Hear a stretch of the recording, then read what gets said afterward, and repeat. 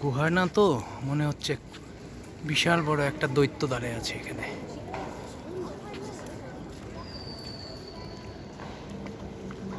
দেখেন কি বিশাল আকৃতির,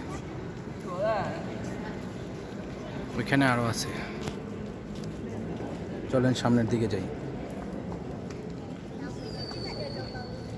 যদিও আরো সিঁড়ি নিচে আছে, দিকে নিচে উঠতে হবে তাই বাতু কেপের গুহা থেকে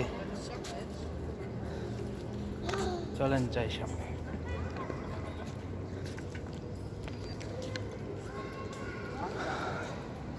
অসাধারণ অসাধারণ, আসলে এখানে না আসলে বোঝা যেত না যে পৃথিবীতে আরো কত ধরনের কত কি আছে।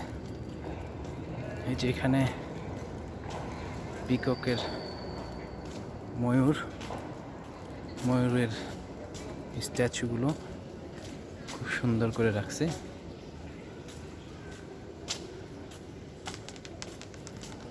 Wow, so nice. দেখেন এটা গুহার মনে হয় অন্য একটা জায়গা। মুরগিও আছে এখানে। আবার উঠতে হবে সম্ভবত। এখানে আছে 50-60টা সিঁড়ি।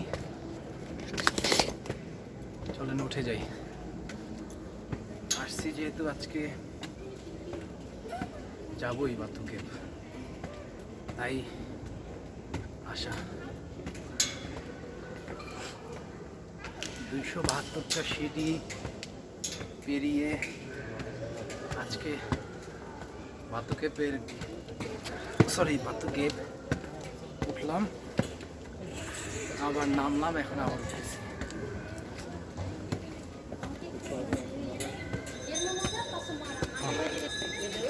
এটা তাদের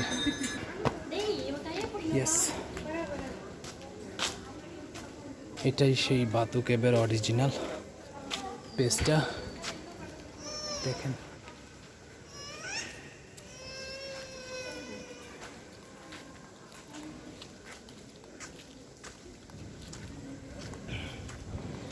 এই যে তাদের মন্দির।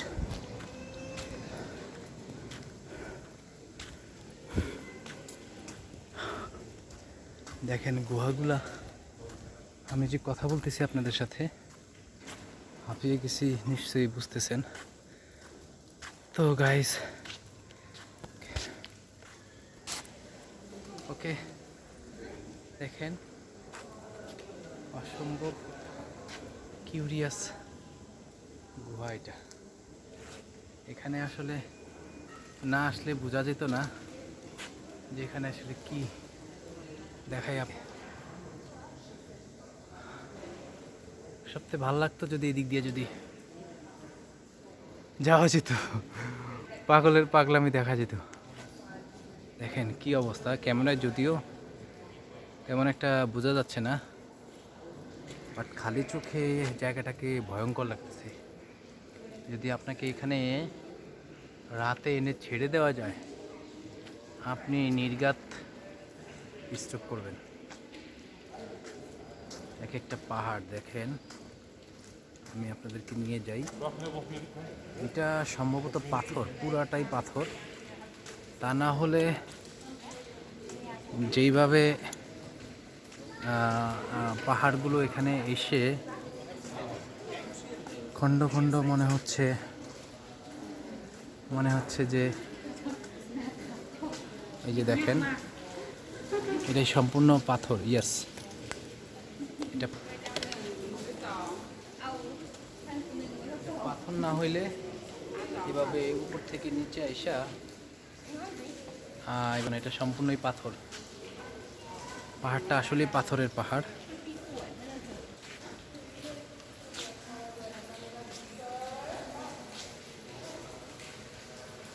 ও মাই গড, এখানে আরো অন্ধকার, ভয়ঙ্কর অন্ধকার।